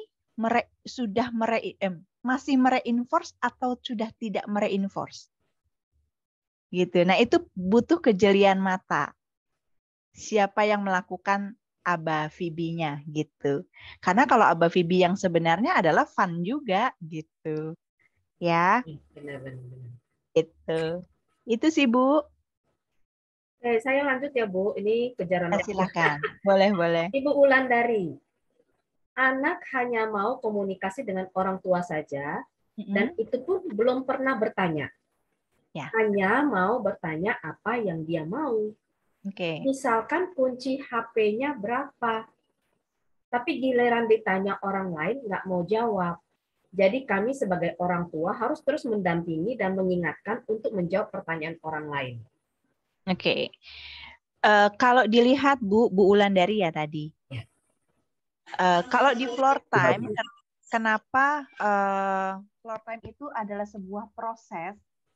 Jadi yang dibangun adalah bahwa orang lain punya pemikiran, saya pun punya pemikiran. Itu ada di startnya di kapasitas keempat, nanti akan berangsur-angsur abstract thinking bermain gitu ya. Jadi nggak semuanya orang suka dengan apa yang kamu pikirkan. Nggak semuanya orang bisa mengerti kamu. Kamu juga harus mengerti bahwa orang lain punya keinginan. Nah, itu dibangun dari saat bermain. Contoh apa? Aku bosen, yang itu. Itu tahap awal. Nanti lama-lama dia akan berpikir bahwa, kok aku juga harus loh jawab orang lain, nggak cuma orang lain aja yang jawab aku. Gitu, Bu. Tapi dalam sesi bermain ya, dan itu harus dibangun. Nggak bisa didikte. Kamu jawab dong. Kalau orang lain tanya, kamu jawab dong. Gitu. Nggak bisa. Karena apa? Motivasi internalnya jadi nggak ada. Gitu. Itu sih, Bu. Saya juga sih pengalaman sama Leo sih memang. Ya. Jadi saya selalu di samping Leo, ini ditanya. Dia jawab dong, ditanya. Dia jawab dong, ditanya. Selalu seperti itu. Ya. Tapi ketika kapan itu ya, Bu? Dia jawab otomatis ya, Bu? Ya, ada kalau lagi main sama Kalau ibu. dia akan otomatis. Karena apa? Aku senang dengan apa yang sedang aku lakukan dengan orang ini. Iya. Iya, kemarin sama ibu dia langsung Wow. Ya. Paling Oke. itu, Bu. Saya lanjut ya. Ibu Jumatiah. Assalamualaikum Bu Dewi. Waalaikumsalam. Anak saya belum verbal, tapi kalau diajak bicara dia mau lihat muka kita. Bagaimana caranya agar anak mau lakukan perintah? Oke, dia belum verbal, tapi kalau disuruh lihat mau. Kalau diajak bicara dia lihat muka kita. Mm-mm. Bagaimana caranya agar anak mau melakukan perintah? Oke. Yang pertama adalah saya bisa menarik dia atau tidak. Yang pertama bisa deket dulu nggak sama dia? Itu dulu, Bisa Bu. sih, Bu. Tapi Nah, nanti terus? dia mau dekat itu nanti seumpama kita pancing kayak makanan yang dia suka, kita bilang, "Umay, ada permen," baru dia mendekat. Tapi Oke. kalau kita panggil tuh dia tidak mau. Ya, karena yang dituju bendanya, bukan ibunya. Nah, ini yang tadi saya ceritakan, Bu, bagaimana berinteraksi dengan benda mati dan benda hidup. Karena kalau permen kita kasih 24 jam, itu pasti sangat menyenangkan buat dia. Tapi kalau kita belum tentu. Kadang kan ada perintahnya, kadang ada keselnya gitu ya, atau capek gitu ya. Nggak se-happy yang lain gitu. Nah, saran saya deketin dulu anaknya, Bu. Deketinnya apa? Bukan dekat sebelahan ya, bukan. Tapi anak itu menjadi butuh saya. Butuh saya sebagai teman bermain. Nah, memunculkan butuh itu masuknya dari yang dia suka. Bahwa kalau kamu suka mobil, aku juga suka mobil loh. Sama. Gitu. Jadi nanti jadi partner. Kalau udah jadi partner, ibu mau perintah apapun, dia akan jalan. Dan ini lagi Bu Dewi, Ya? kan saya sering ajar dia untuk, maksudnya melatih untuk dia mau berbicara. Ya. Tapi begini, setiap saya latih dia, saya suruh lihat, Umay coba lihat saat saya bicara, Umay bilang, Mama. Kenapa kayak berat itu mulut mau terbuka bilang Mama, tapi nanti pada saat dia main, maksudnya gitu kata Mama itu keluar spontan. Ya, karena mungkin yang selalu kasih perintah siapa, Bu? Saya, cuman kalau saya kasih perintah kayak dengan ancaman begitu, Iya. Umay lihat, tapi nggak mau tiru. Jadi dengan nada-nada yang bagaimana, yang mungkin dalam pikirannya, aduh, ini pasti begini, ini pasti begini. Itu yang tadi, Bu, image. Ya, image bahwa kalau suaranya yang ini pasti akan perintah. Ya. Jadi aku nggak mau lakukan. Gitu. Jadi kalau makanya saya kalau floor time itu saya minta untuk tidak banyak instruksi supaya apa? Saya ngebangun fondasi dulu. Fondasi apa? Kalau kamu suka dengan aku, pasti aku minta apapun kamu mau. Ya kan? Tapi caranya bukan Umay lihat saya, bukan. Ketika dia melakukan sesuatu, kasih kita sesuatu, misalkan kasih mobilan. Wah, bagus ya. Satu. Jadi setiap yang dia lakukan kita respon. Wih, keren ya Umay.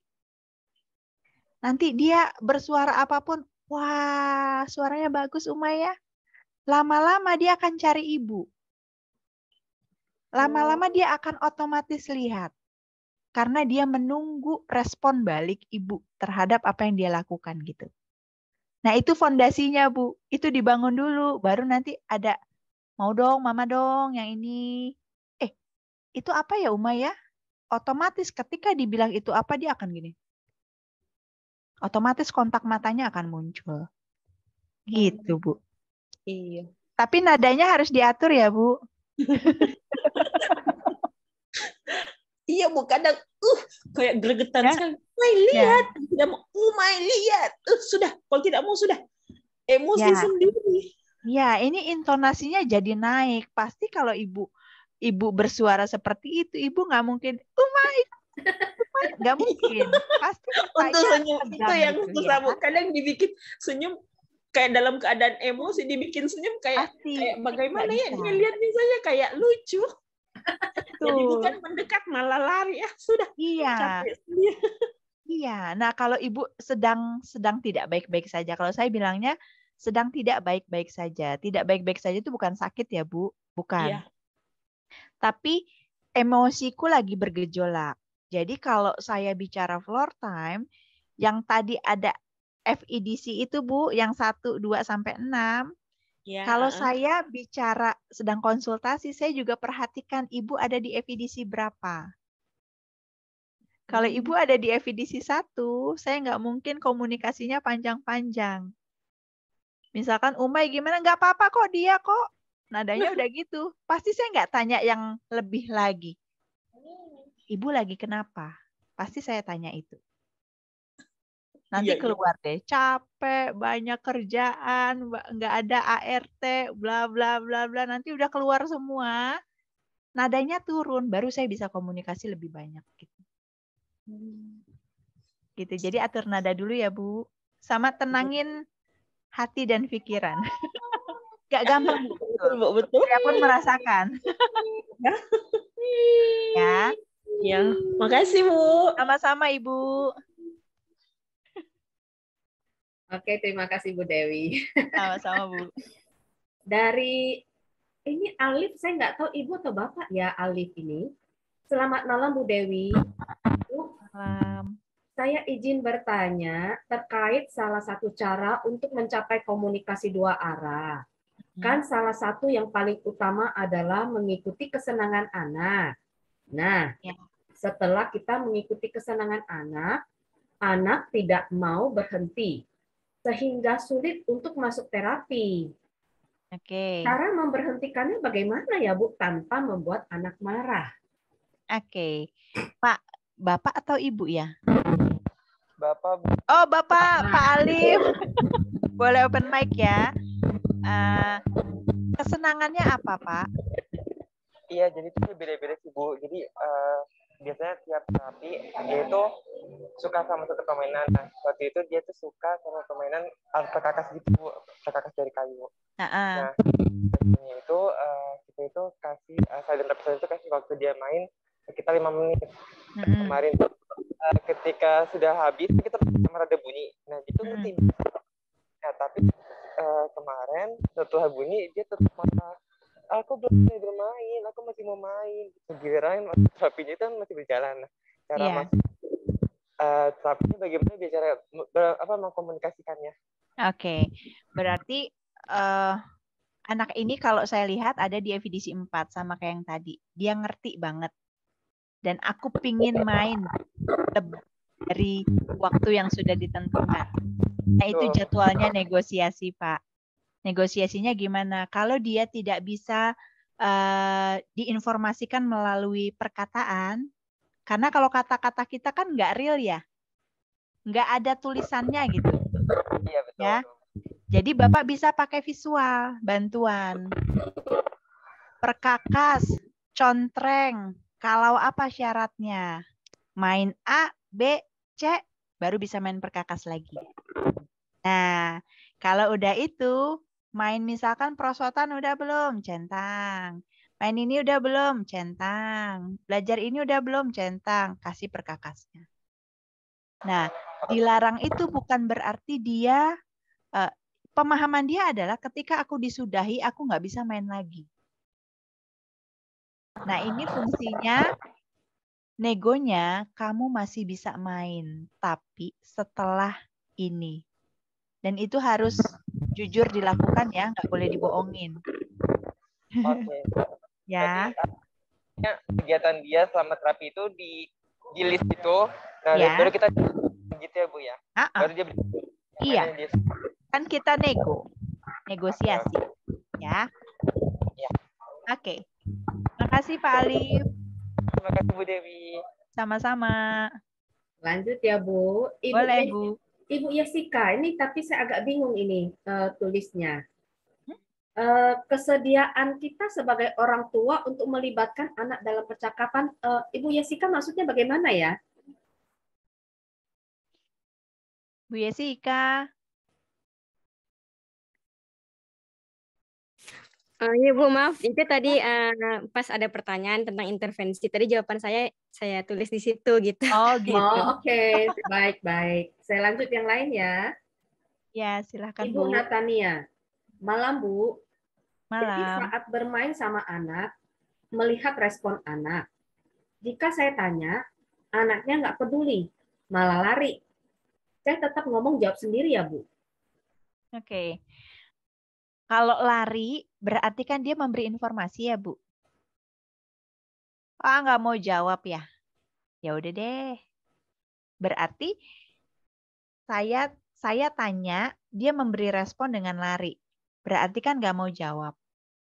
Nggak suka ya pertanyaannya. Bosen pertanyaannya. Nanti kalau udah siap jawab ke sini ya. Nah, itu memunculkan motivasi bahwa kalau dia datang berarti sama dengan siap jawab. Nah, tahan dulu ya. Jadi apa yang tadi? Itu caranya. Dan hargai kalau dia tidak mau jawab.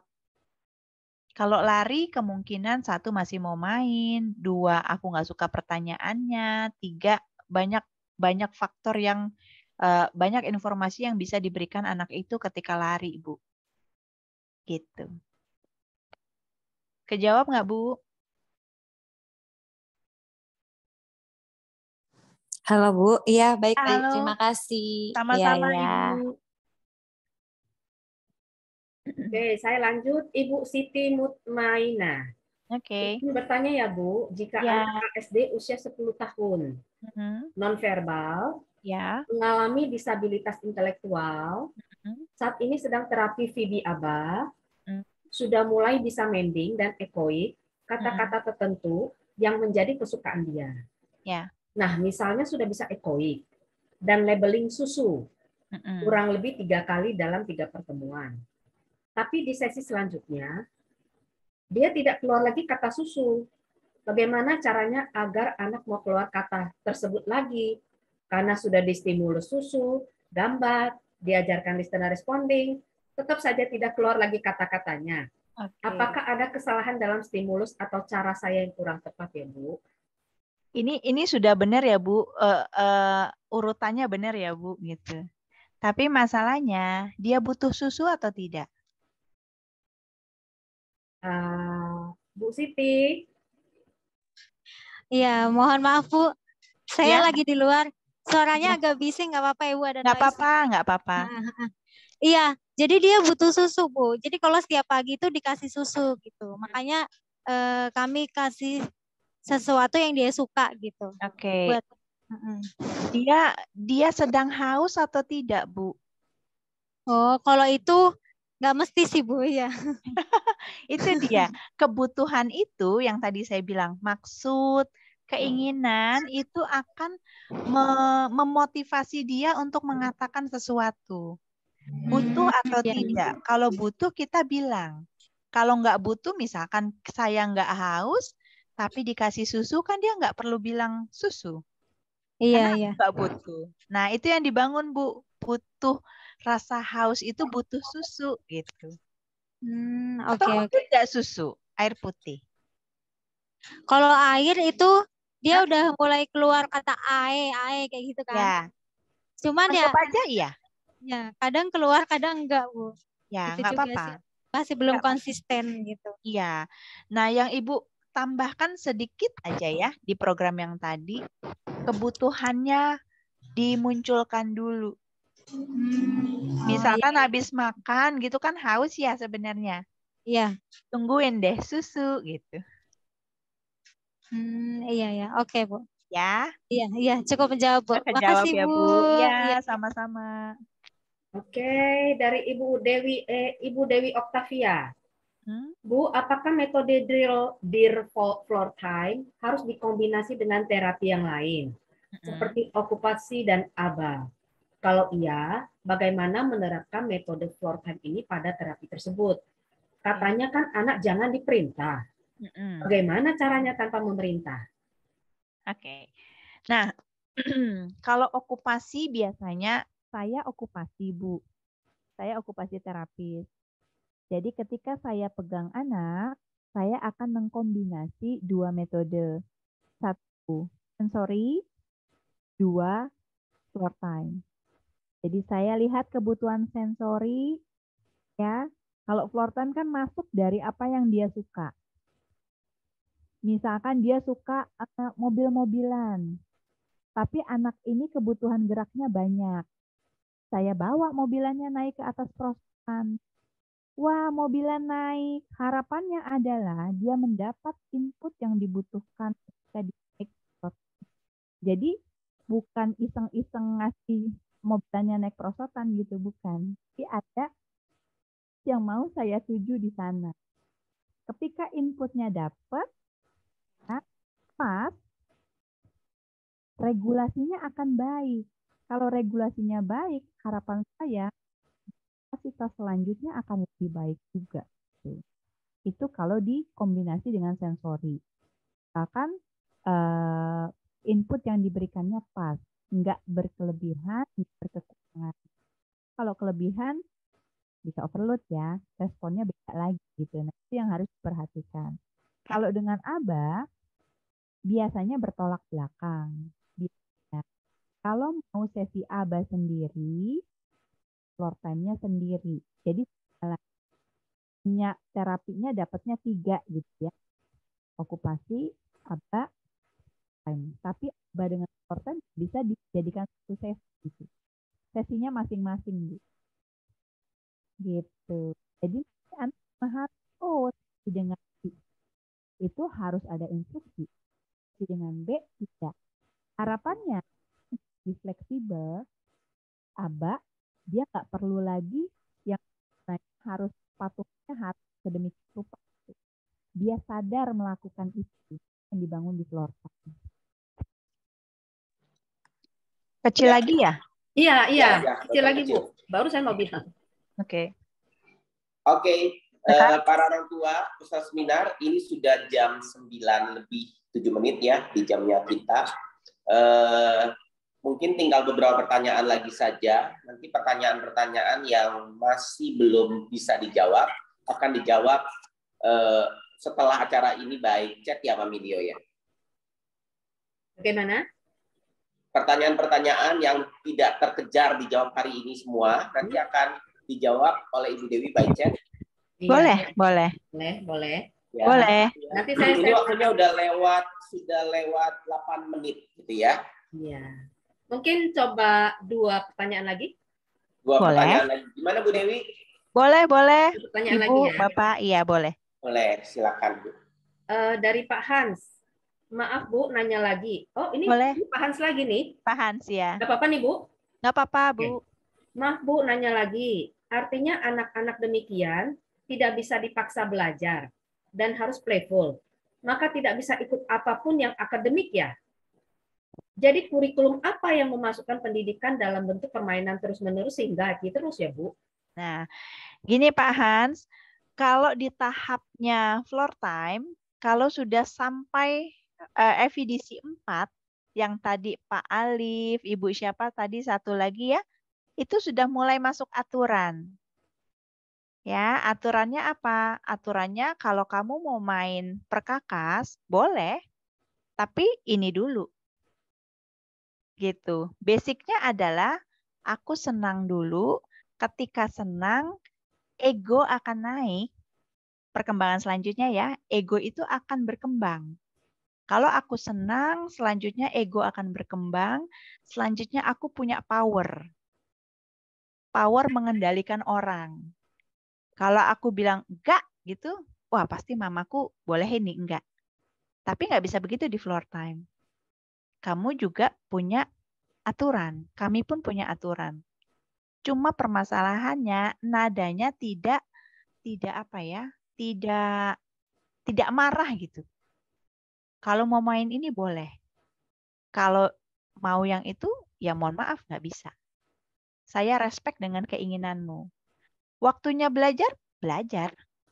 Seperti biasa. Tapi yang dimau adalah aku belajar karena memang aku mau belajar. Bukan karena papaku suruh belajar. Itu yang dibangun, Pak. Gitu. Jadi bukan perkara dia harus senang selalu, enggak. Dia harus punya nantinya di level FEDC selanjutnya itu harus ada dia tahu rasa kecewa. Kecewa itu kalau kita nggak dapat sesuatu, ditunda lah, keinginannya ditunda, dia kecewa. Dan itu dia harus tahu. Oh, ini namanya kecewa. Kalau kecewa, nggak perlu marah-marah. Itu yang dibangun di abstract thinking selanjutnya. Jadi harapannya anak ini tuh mau belajar karena memang aku mau belajar, bukan karena papa suruh. Gitu Pak Hans, kira-kira. Oke ya, pertanyaan terakhir ya. Dari nanti yang ada pertanyaan bagaimana? Sebelum pertanyaan terakhir ya, saya cuma mau mengingatkan kembali. Nanti pertanyaan-pertanyaannya setelah atau sudah di chat, baik yang sudah dibacakan maupun belum yang dibacakan, akan mendapatkan kembali hadiah free mozaik puzzle. Nanti yang pilih ini Mami Dio. Ya, Mami Lia. Oke, ini pertanyaan terakhir nih. Bikin Bu Dewi sampai jawabnya keringetan. Saya kok kayaknya susah gitu. Susah ya? Nggak, soalnya Bu Dewi jawabnya tuh kayaknya santai gitu ya. Oh, oke. Ya, baiklah. Oke. Gitu ya. Oke. Jangan lupa Bapak Ibu para peserta seminar nih ya, yang mau one on one ya pasti dapat jalan keluarnya. Mudah-mudahan. Terus yang mau mudah-mudahan online bisa juga, bantu ya. Iya, yang online boleh, one on one boleh, yang grouping juga boleh. Jangan lupa hubungi Mami Lio ya.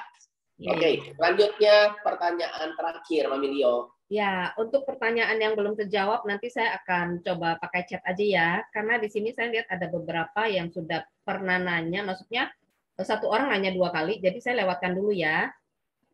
Nanti saya balasnya di chat aja ya. Oke, dari Ibu Kayang.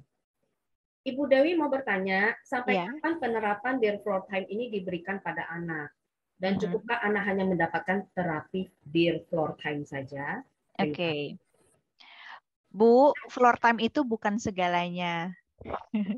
Kami pun bukan kami pun terbatas dengan kapasitas masing-masing profesi. Contoh misalkan, kalau saya okupasi terapis, terus saya punya anak yang bisa komunikasi, tapi ada gangguan artikulasi.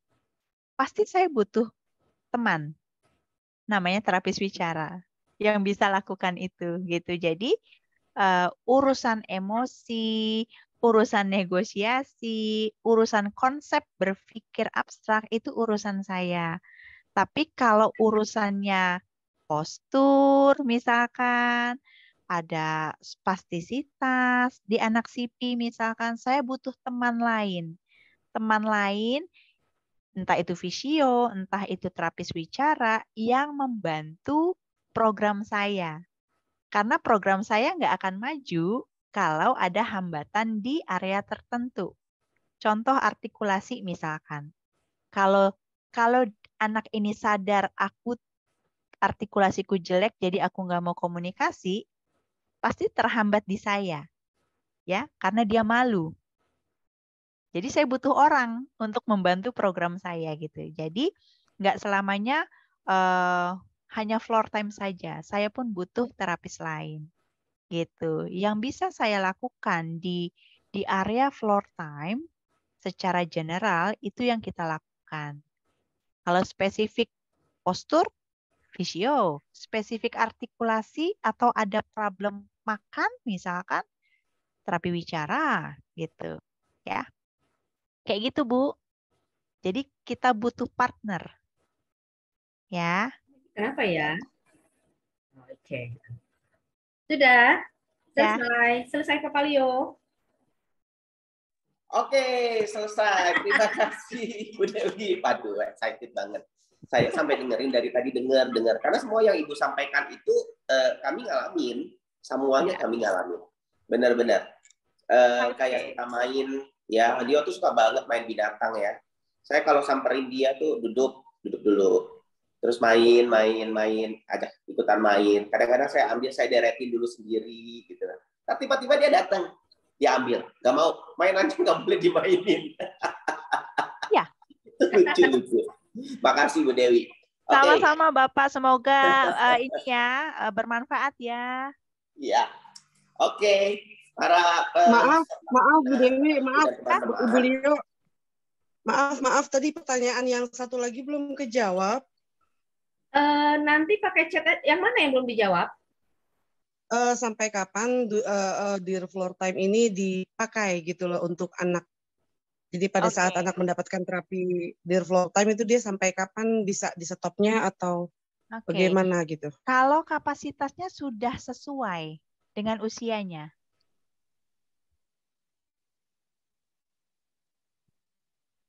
Yang maksudnya jadi yang FEDC sesuai yang FEDC itu.